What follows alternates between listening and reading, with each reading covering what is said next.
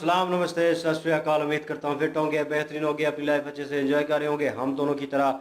आज एक और वीडियो और उसका टाइटल है इसका टाइटल है जी, Indian navy starts helping China, China says thank you. और वर्ल्ड अफेयर की वीडियो है। ओरिजिनल वीडियो का लिंक डिस्क्रिप्शन में मौजूद होगा। लाजमी बिल्कुल इनको भी सपोर्ट करें, हमें भी सपोर्ट करें। मेरा नाम है राणा मोहम्मद अली और मेरे साथ हैं Malik Saqlain Iqbal. So guys, let's start. Start.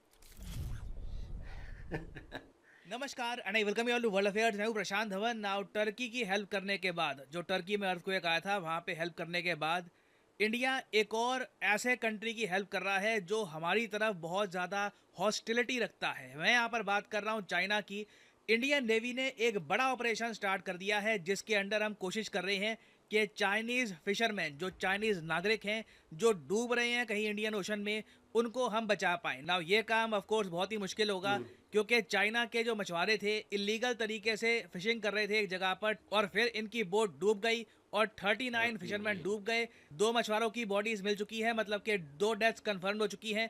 तो अब कोशिश ये है कि बाकी 37 जो मछुआरे इंडियन ओशन में कहीं हैं उनकी जान हम बचा पाएं। नाउ ऑब्वियसली भारतीय नौसेना जब अपना इतना सारा इंफ्रास्ट्रक्चर, हमारा पोसाइडन P8 जो हमने यूएस से परचेज किया है, ये सब जब हम इस्तेमाल कर रहे हैं चाइना के सिटीजन्स को बचाने के लिए, चाइना को थैंक यू बोलना होगा। और चाइना से जब पूछा गया कि देखिए इंडिया आपकी हेल्प कर रहा है आपके फिशरमैन को बचाने के लिए, तो उसके रिस्पॉन्स में चाइना ने इंडियन नेवी की तारीफ करी और ये कहा कि हाँ बिल्कुल, वी आर थैंकफुल कि इंडिया आज के समय हमारी हेल्प कर रहा है। मगर ऑब्वियसली क्वेश्चन यहाँ पर यह आता है कि पीपल्स रिपब्लिक ऑफ चाइना ये रहा, इनको अगर फिशिंग करनी है तो अपने इलाके के आसपास करो, मैक्सिमम पैसिफिक में थोड़ा सा आगे चले गए।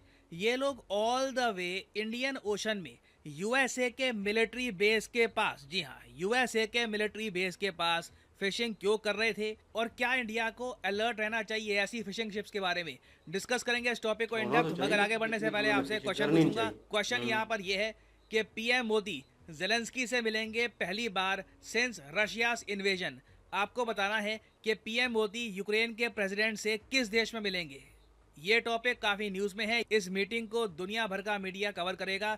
बताइए पीएम मोदी जेलेंस्की से किस देश में मिलेंगे, यूएसए, जापान, ऑस्ट्रेलिया या फिर जापान। न्यूजीलैंड। कमेंट सेक्शन में करिए उत्तर, सही आंसर मैं आपको दूंगा वीडियो के एंड में। जापान। ओके, तो सबसे पहले जो प्रॉब्लम है इसकी मैं आपको जड़ बताता हूँ। चाइना बड़े स्केल पर इलीगल फिशिंग करता है दुनिया भर में। जी हाँ, जब मैं कहता हूँ दुनिया भर में, मेरा मतलब चाहे कोई भी ओशन हो, कोई भी देश हो, वहां पर चाइना के मछुआरे चले जाएंगे बिना परमिट के, अच्छा? बिना अप्रूवल के, और वहां पर मछलियां पकड़ना स्टार्ट कर देंगे। और ओवर द इयर्स कई देश हैं, फिलीपींस है, इंडोनेशिया है, even Australia, Papua New Guinea, उसके अलावा यहाँ पर चिले, पेरू, बहुत सारे देश हैं जो कंप्लेन कर चुके हैं कि चाइना के मछुआरे जिनको अपने इलाके में फिशिंग करनी चाहिए, ये अपने इलाकों में इतनी ज़्यादा फिशिंग करते हैं कि यहाँ पर मछलियाँ बचती नहीं हैं, श्रिम्स बचते नहीं हैं। उसके बाद ये बाकी देशों का जो कोस्टल एरिया है वहाँ पर पहुँच जाते हैं फिशिंग करने के लिए। ऑफ कोर्स इसका रीज़न ये है क्योंकि चाइना में सबसे ज़्यादा मछलियाँ खाई जाती है। आप अगर लिस्ट देखोगे कंट्रीज़ की, तो चाइना में एक बड़ी आबादी है जो फिश खाना पसंद करती है, तो डिमांड है, तो सप्लाई पूरी करने के लिए कई मछुआरे इलीगल तरीके से भी फिशिंग करना स्टार्ट कर देते हैं। और सिंस हम यहाँ पर चाइना की बात कर रहे हैं जो एक बहुत बड़ी आबादी वाला देश है, तो जब भी इनके मछुआरे एक कंट्री को टारगेट करते हैं, मान लो जी श्रीलंका का केस ले लो, ठीक है, चाइना के मछुआरों ने कहा कि अच्छा यहाँ पे मछलियाँ अब बची ना, चलिए हम श्रीलंका के आसपास जाते हैं, तो जिस कंट्री को भी ये टारगेट करते हैं ना, उसके आसपास पहुंच जाता है चाइना का फिशिंग अर्माडा। अर्माडा जो एक वर्ड है ना, ये एक टाइम पर यूज किया जाता था एक नौसेना की बड़ी फ्लीट के लिए, मतलब बहुत सारी नेवल शिप्स आ रही है, उसको कहते थे देखिए अर्माडा आ रहा है। और आज के समय देखो चाइना की जो ये फिशिंग शिप्स हैं, ये भी इकट्ठा इतनी सारी आती है कि दूर से देखो तो लग रहा होता है कि इन्वेजन हो रही है, कोई अटैक सा हो रहा है। और सिचुएशन देखिए इतनी खराब है कि ये टॉपिक, चाइना की इलीगल फिशिंग का टॉपिक, क्वाड की मीटिंग्स में डिस्कस किया गया था 2022 में। क्वाड कंट्रीज ने मिलकर ये भी डिसाइड किया कि इलीगल फिशिंग पे हम रोक लगाएंगे और एक्शन लेंगे इसके अगेंस्ट। मगर ऑब्वियसली चाइना यहाँ पर सुनने वाला है नहीं। काफ़ी बार श्रीलंका चाइना के बहुत सारे वेसल्स के जो फिशिंग राइट्स है ये कैंसिल कर चुका है, इनको वापस भेज चुका है, मगर तब भी बिना इनविटेशन के, बिना अप्रूवल के चाइना की जो शिप है ये श्रीलंका का जो साउथ का एरिया है ना, यहाँ पे फिशिंग करने आ जाती है। और मोस्ट रिसेंटली क्या हुआ कि एक इनकी शिप थी जिसका नाम है लू पेंग युआन यू 028। ये जब फिशिंग कर रही थी श्रीलंका के साउथ में, अचानक से वेव्स आई और ये शिप कोलैप्स कर गई। ना मैं ये भी ऐड कर दूं, चाइना की जो शिप्स की क्वालिटी है बहुत ही ज़्यादा पुअर होती है। और चाइना के अरमाडा में एक बात बहुत ही ज़्यादा कॉमन आपको मिलेगी, कोई किसी की हेल्प करने के लिए नहीं आता। मैंने कई केसेस देखे हैं कि चाइना से दूर दराज ये शिपिंग करने के लिए चले जाएंगे, एक शिप डूब जाएगी, कई मछुआरे मारे जाएंगे, बाकी मछुआरे उन मछुआरों की हेल्प भी नहीं करते। बड़ा रेयरली होता है कि ये अरमाडा एक दूसरे की हेल्प करे, क्योंकि हर कोई जो यहाँ पर शिप है ना, उसका एक मोटिव है प्रॉफिट, कि मैंने अपने देश के आसपास सारी फिश खत्म कर दी, अब दूसरे देश के आसपास जो फिश बची हैं वो भी खत्म करने के लिए जाना है। तो अभी देखिए श्रीलंका से 900 नॉटिकल मील दूर यहाँ पर चाइना की जो शिप है ये बिल्कुल कोलैप्स कर गई।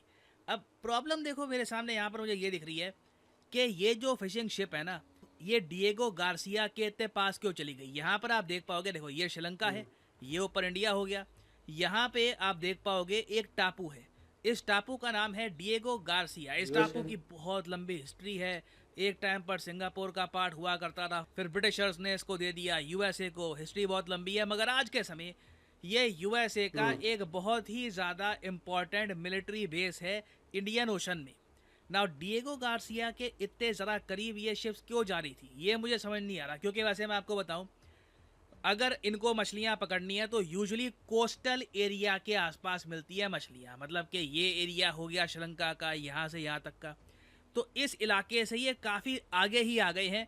और मैं सरप्राइज नहीं होऊंगा कि कल को मान लीजिए इस टॉपिक से रिलेटेड कुछ और न्यूज़ सामने आए कि चाइना अपनी शिप्स का यूज़ करता है यूएसए पर स्पाइंग के लिए या फिर किसी और काम के लिए। But for the time being India देखिए मानवता को ऊपर रख रहा है, पुराने जो भी इश्यूज हैं चाइना के साथ वो पीछे रख दिए जा चुके हैं, और इंडियन नेवी पूरी कोशिश कर रही है कि जितने ज़्यादा लोगों की जान बच पाए इंडियन ओशन में उतनी हम बचा लें। क्योंकि इवन दो कई और देश जैसे ऑस्ट्रेलिया, फिलीपींस ये भी कोशिश कर रहे हैं कि चाइना के मछुआरों की ये जान बचाएं, मगर इंडिया सबसे ज़्यादा पावरफुल नेवल फोर्स है जो इस वक्त हेल्प कर सकती है चाइनीज़ मछुआरों की। नाउ आप में से कुछ लोग ये पूछ सकते हैं कि ये जो शिप डूबी है इसमें 17 चाइनीज़ नेशनल्स थे, 17 इंडोनेशियन थे, 5 फिलीपींस के भी थे, तो बाकी कंट्रीज़ के लोग यहाँ पर क्यों आ गए। देखिए लेबर होती है, काफ़ी बार ये जो चाइना की शिप्स होती हैं इनके पास अगर लेबर की कमी पड़ती है तो ये इंडोनेशिया से कुछ लोग उठा लिए, फिलीपींस से कुछ लोग उठा लिए, ये सब काम करते हैं। मगर it is a Chinese fishing ship, और इस वक्त देखिए पूरे चाइना में टेंशन है कि इस शिप का क्या होगा, कितने लोग वापस आ पाएंगे।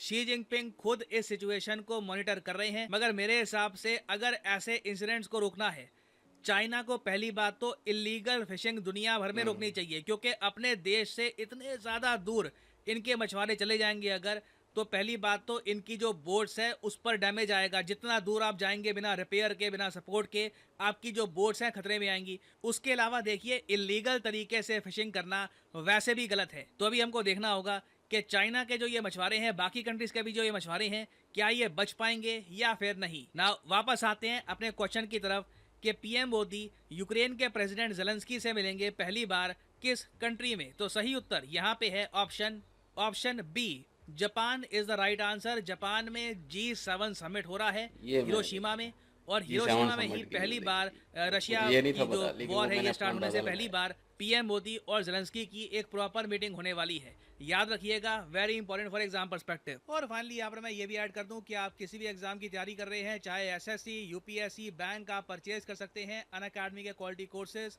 कमेंट सेक्शन में जाइए, पिन कमेंट में यहाँ पे आपको मिलेंगे link. For example let's say आपको प्रिपेयर करना है यूपीएससी के एग्जाम के लिए, तो यूपीएससी के लिंक पर यहाँ पर करिए क्लिक, और यहाँ पे आप परचेज कर पाएंगे अनअकैडमी का यूपीएससी कोर्स। बट जो प्राइसेस यहाँ पर लिखे हैं, don't ever pay these prices. Simply यहाँ पर कोड डालिए PD10 and the prices will start following and you will be able to save a lot of money. So use the code PD10 and save money. और इसी note के साथ ये है video का अंत। Thank you for listening. May the gods watch over you. May the God watch over you. Subscribe, ये original video का लिंक डिस्क्रिप्शन में मौजूद होगा। बिल्कुल। और इनकी और भी वीडियोस होती हैं, बहुत अच्छी वीडियो होती हैं, जो मतलब जिनको नहीं पता, जो न्यू हैं उनके लिए कह रहा हूँ। वैसे तो उनको बहुत ज़्यादा जानते हैं, और हमें भी ज़्यादा वही देखेंगे जो इनके सब्सक्राइबर हैं। बिल्कुल बाकी अभी वीडियो की बात करते हैं तो चाइना को ये बिल्कुल वाकई नहीं चाहिए कि जो इलीगल फिशिंग है वो नहीं करनी चाहिए किसी दूसरे एरिया में जाकर, या तो उससे इजाज़त लेनी चाहिए या कुछ टैक्स वगैरह जो भी परमिशन होती है वो जो होनी परमिशन चाहिए। है वो रूल और रेगुलेशन जाहिर के है हिसाब से होनी चाहिए। अब इतनी शिप्स इकट्ठी जाएंगी तो दूसरे मुल्क ने तो ये समझना है कि हमला करने के लिए आ रहे हैं, उन्होंने पहला हमला कर दिया तो कुछ भी उड़ा हो दिया, सकता तो है, फिर वो कहेंगे कि हमारे बंदे उड़ा दिए हैं। इलीगल जो है। तो ज़ाहिर है इलीगल जाएंगे किसी भी मुल्क में किसी की कंट्री में तो वो कुछ भी करने का इख्तियार रखता है।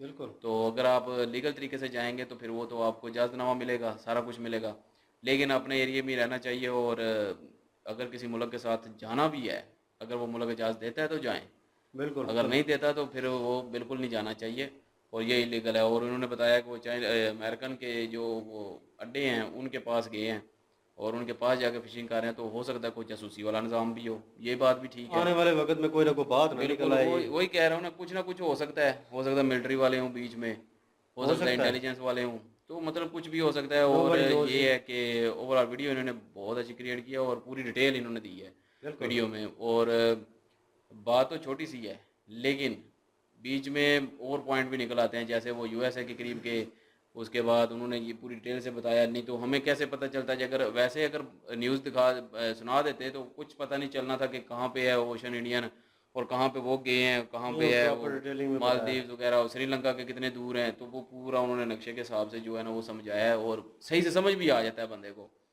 तो अच्छी इन्फॉर्मेशन दी है इन्होंने और चाइना का तो वाकई थैंक यू करना बनता है और उन्होंने किया है। और इंडिया जो है अपनी पुरानी दुश्मनी भूल के वो चाइनीज़ जो सिटीज़न है उनको जो है वो बचा रहा है, तो ये उनको बहुत प्रेफर अच्छा कर रहा है, काम है, बिल्कुल। वाकई बहुत अच्छा काम कर रहा है इंडिया। वेल डन, और मज़ा आया वीडियो देख के, एंजॉय किया। अच्छी वीडियो थी जी, नो डाउट। इन्फॉर्मेशन उन्होंने कलेक्ट की और प्रॉपर उसके ऊपर बोले हैं, उनके बोलने का अंदाज़ा अच्छा है।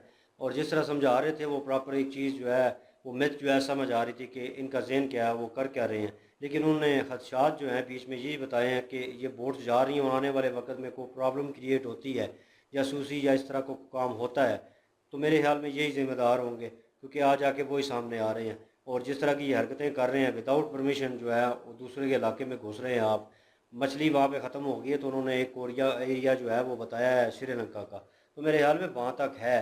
और वहाँ तक अगर चीज़ें मौजूद हैं आप फिशिंग कर सकते हैं।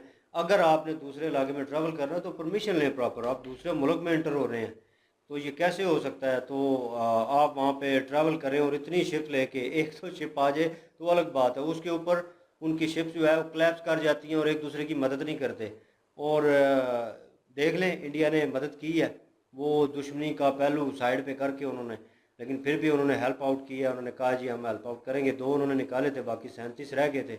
और ये हैपन अगर हो रही है तो इस पे ध्यान देना चाहिए चाइनीज़ को कि यार ये क्या कर रहे हैं। और आने वाले वक्त में उन्होंने कहा था कि यार ये 2022 में मेरे ख्याल में लास्ट टाइम उन्होंने 2022 में बात हुई थी बात हुई थी क्वाड इसके में। ऊपर। और ये देख लें इस मौजू को उठाया गया है और ये अच्छी चीज़ है कि लाइट आउट की गई है। एक बार जहन में आ जाए, एक बार सामने आ जाए तो चीज़ को पता होता है कि फ़लाँ जगह पे डिस्कस की गई थी और देख लें उसका सतेबाब क्या हुआ है। तो मैं तो यही कहूँगा कि आने वाले वक्त में इस चीज़ को सॉल्व होना चाहिए, ये मसला जो है ये प्रॉपर लीगल वे में हो और सबको पता हो कि कौन सी शिप एंटर हो रही है, कौन सी बाहर जो है एग्ज़िट कर रही है, ये पता होना चाहिए, क्योंकि आने वाले वक्त में सिक्योरिटी रीज़न जो है वो ख़राब ना हो। बाकी वीडियो ज़बरदस्त थी, इंफॉर्मेशनल वीडियो थी, मज़ा आया देख के, एंजॉय किया। इनकी ओरिजिनल वीडियो की लिंक डिस्क्रिप्शन में मौजूद होगी, जाएँ विज़िट करें, चेक करें, सपोर्ट करें। इनके माध्यम से हमें भी लाइक शेयर सपोर्ट कर दें और इंशाल्लाह मिलते हैं नेक्स्ट वीडियो में। अपना ख्याल रखिएगा, दुआ में याद रखिएगा। तब तक के लिए अल्लाह हाफिज़, पीस।